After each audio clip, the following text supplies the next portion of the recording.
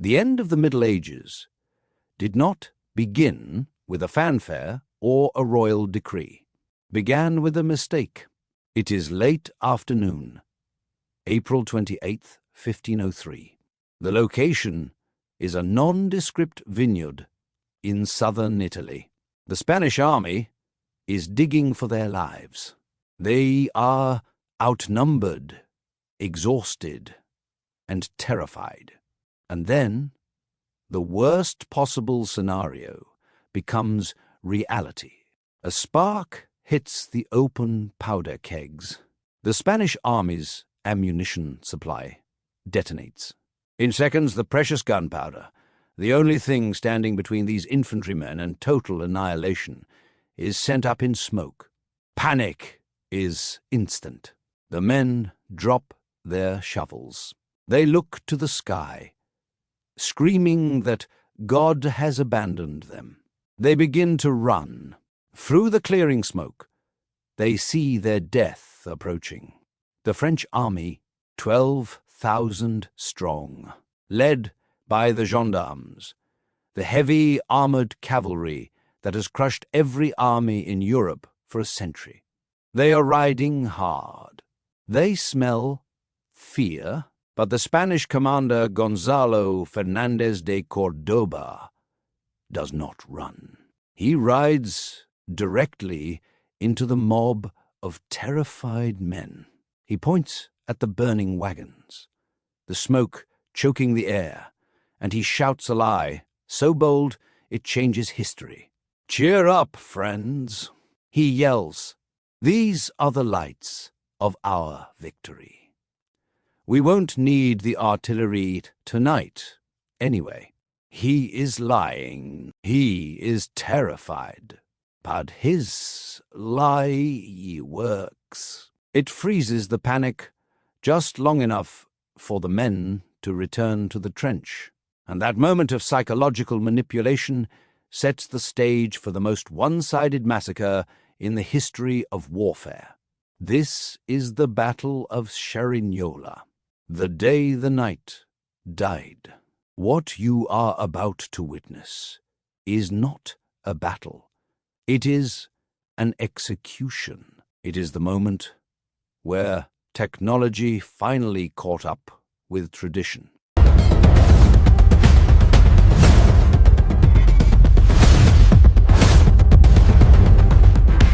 Today we are going to dissect how a small, ragged group of Spanish infantry used geometry and gunpowder to dismantle the finest army in Christendom. We will look at the physics of the charge, the economics of the armor, and the brutal efficiency of the ditch. But before we analyze the slaughter, I have a small battle of my own to win. I've made a risky bet with my crush. She doubts, actually, she is completely convinced that I cannot hit 1,000 subscribers in the next 2 weeks. I intend to prove her wrong, but I can't win this wager without reinforcements. So if you want to help me win this bet and see the look on her face when we crush that target, hit that subscribe button right now. Do it for history. Do it for the victory. Now let's return to the vineyard.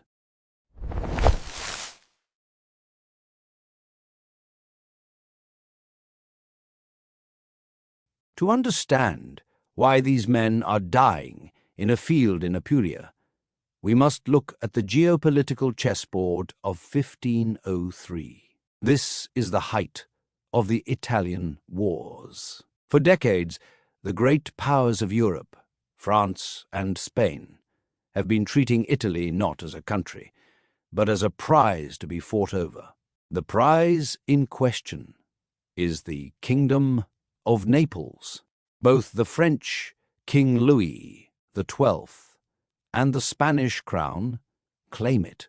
The war has been a messy, grinding affair of sieges and skirmishes. But until this day in April, the dynamic has been consistent. The French are the hammer, and the Spanish are the nail. For months, The French army under the Duke of Nevers has been chasing the Spanish. The Spanish commander, Gonzalo, has refused to give battle. He has retreated, skirmished, and raided supply lines, earning him a reputation among the French as a coward. But Gonzalo is not a coward. He is a mathematician of war. He knows that fighting the French in an open field is suicide. He needs a force multiplier. He needs the ground to do the killing for him. When his scouts identify the vineyard at Cerignola, he stops running. He realizes this is the kill box he has been waiting for.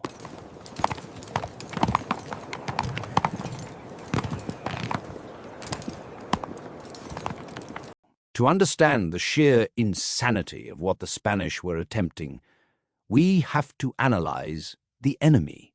The French army was not just a military force. It was a socio-economic monster. At the core of this army was the gendarme. In 1503, this was the apex predator of the battlefield. The gendarme was a fully armored, heavy cavalryman. He wore a suit of Milanese plate armor, custom fitted to his body. This wasn't the clunky iron of the early Middle Ages. This was heat-treated, tempered steel, designed to deflect arrows and shatter lance tips. A single suit of this armor cost more than a peasant would earn in 5 lifetimes. Their tactic was simple: the shock charge. They did not maneuver. They did not flank. They simply lined up knee to knee and rode directly at the enemy center. Physics was their primary weapon. A formation of 2,000 horses, each weighing 1,200 pounds, moving at 25 miles per hour, generates a kinetic energy that is virtually unstoppable. When they hit an infantry line, they didn't just break it, they pulverized it. 100 years, this tactic had worked. It destroyed the Italians, broke the Swiss. It was undefeated. Leading them was the Duke of Nemours. He was the embodiment of the chivalric ideal. Brave, dashing, and fatally arrogant. He viewed war as a sporting event between gentlemen. To him, the Spanish army was a rabble of barefoot peasants. He did not respect them. That lack of respect was about to cost him everything.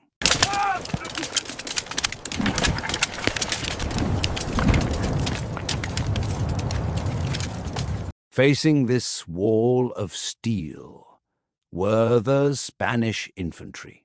They were a mix of rodalieros, men with shields and swords, and a new type of soldier that the traditionalists despised, the arquebusier. The weapon they carried, the arquebus, was a primitive firearm. It was a heavy iron tube mounted on a wooden stock. It was slow to load, requiring nearly 2 minutes for a complex sequence of pouring powder, ramming the ball, and priming the pan. It was inaccurate. At 100 yards, you would be lucky to hit a barn. But it had one terrifying advantage: terminal ballistics. The arquebus fired a heavy lead ball, roughly 60 caliber. Unlike an arrow, which cuts, or a sword, which slashes, the lead ball acts like a sledgehammer. Even if it doesn't penetrate the plate, the transfer of energy can shatter the ribs underneath. At close range, it ignores the cost of the armor entirely. This weapon represented the democratization of death. To create a French knight took 20 years of training, breeding, and dietary investment. To create an arquebusier took 2 weeks of drilling. Gonzalo realized that if he could trade one peasant for one knight, he would win the war on economics alone.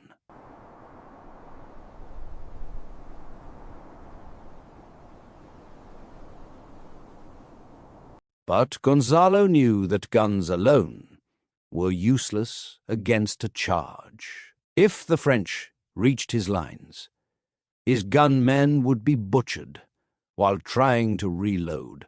He needed a brake pedal. Upon arriving at Cerignola, Gonzalo ordered every man to dig. They found a drainage ditch running along the base of the vineyard and expanded it. They dug it 5 feet deep and 6 feet wide. They piled the excavated earth behind the ditch to create a rampart, a wall of dirt for his men to lean their guns on. This was the genius of the trap. It was a ha-ha wall, a sunken defense invisible from the distance. The French, looking up the hill through the tall vines and the glare of the setting sun, could see the Spanish troops, but they could not see the hole in the ground until they were right on top of it. Gonzalo placed his 1,000 arquebusiers right at the front. Behind them, he placed German mercenaries with long pikes to stab anything that survived the guns. He turned the vineyard into a machine designed for one purpose: to stop the horse. This chaos is on your heads! Where is the discipline? Due to your grace. The enemy was unforeseen! Then you are relieved! It is late afternoon. The French army arrives, tired and thirsty. The sensible decision is to camp, rest the horses, and attack in the morning. This is what Nemours' veteran officers advise. But Nemours is trapped by his own ego. He sees the Spanish hiding in the dirt and feels insulted. He believes that delaying the attack would be a sign of fear. The code of chivalry demands action. He looks at the sun, dipping below the horizon, and makes the fatal call. "We attack now," he orders, "before the light is gone." He doesn't wait for his infantry.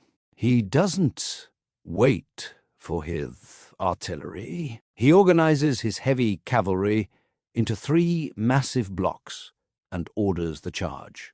He assumes that his arrival alone will cause the Spanish to rout. He is charging into an information void.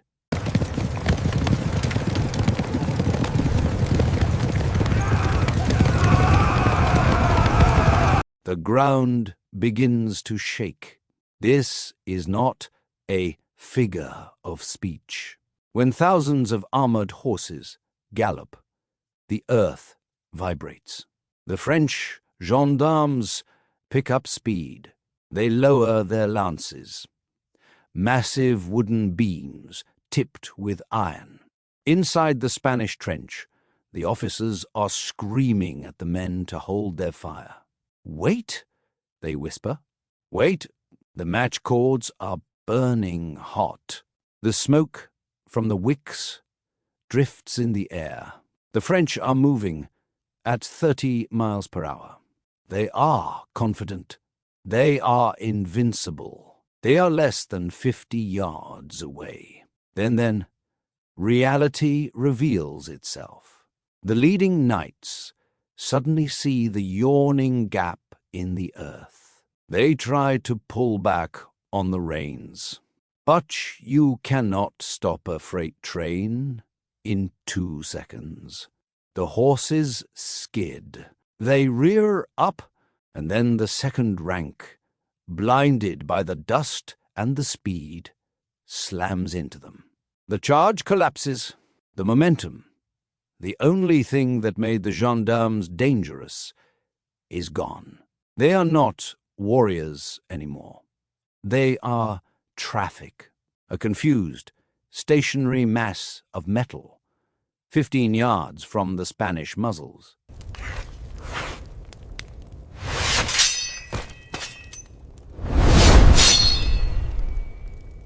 Gonzalo gives the order.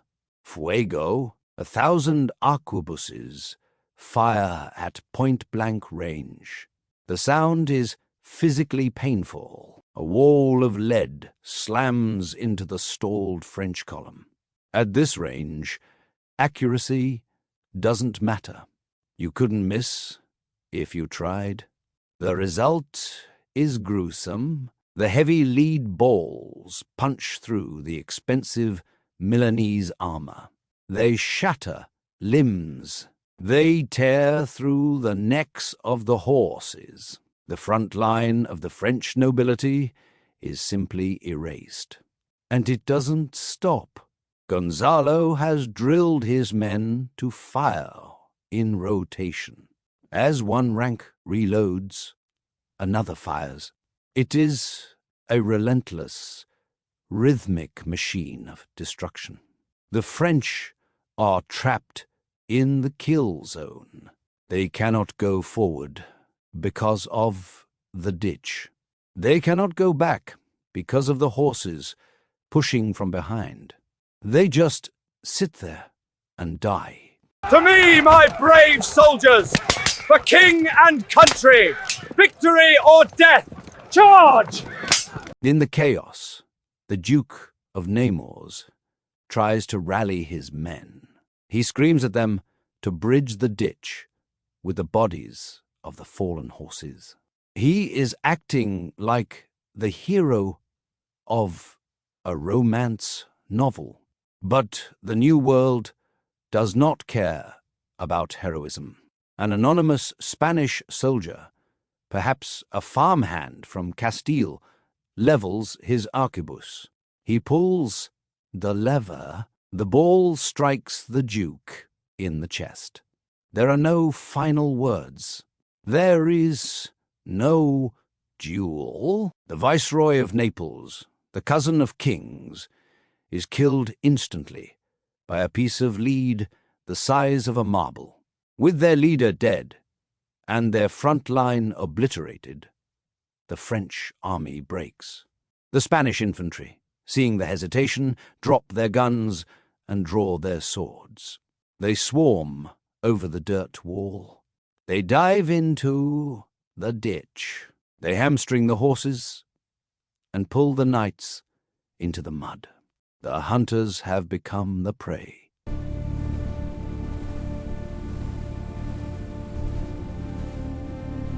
The sun sets. The shooting stops. The only sound left is the looting.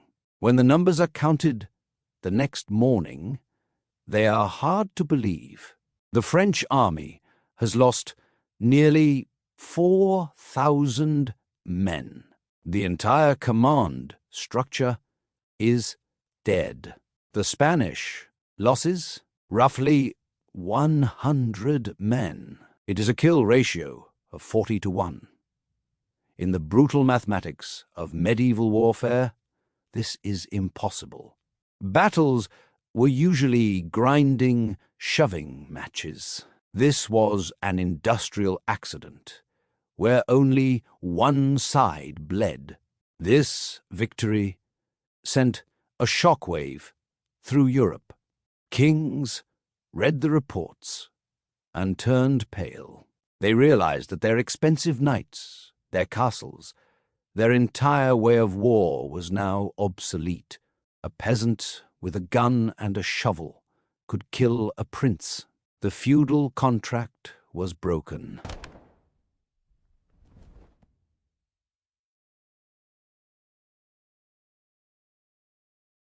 Gonzalo Fernández de Córdoba did not stop there. He took the lesson of Cerignola, that defense is superior to offense, and institutionalized it. He created the Tercio. He combined the pikemen and the gunmen into a single, mobile fortress. This formation would dominate the battlefields of the world for the next 150 years. Built the Spanish Empire, it conquered the New World. It made Spain the first global superpower, and it was all born in that muddy ditch in Apulia.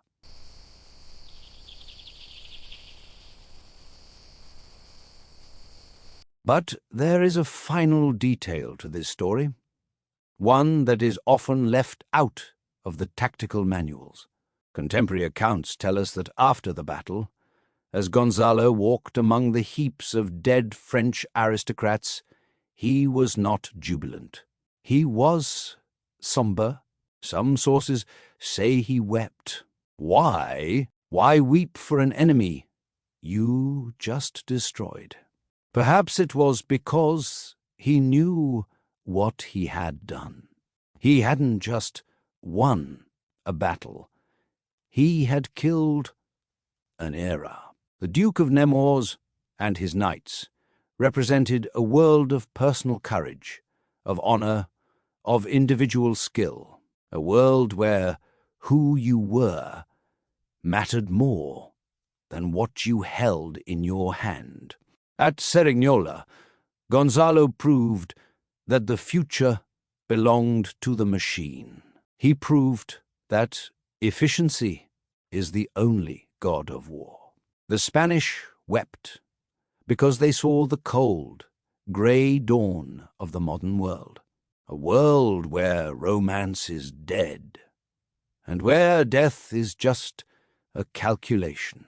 If you enjoyed this deep dive into the death of chivalry, don't forget to help me win that bet by subscribing. Let me know in the comments, was the end of the night a tragedy, or was it necessary progress? I'll see you in the next one.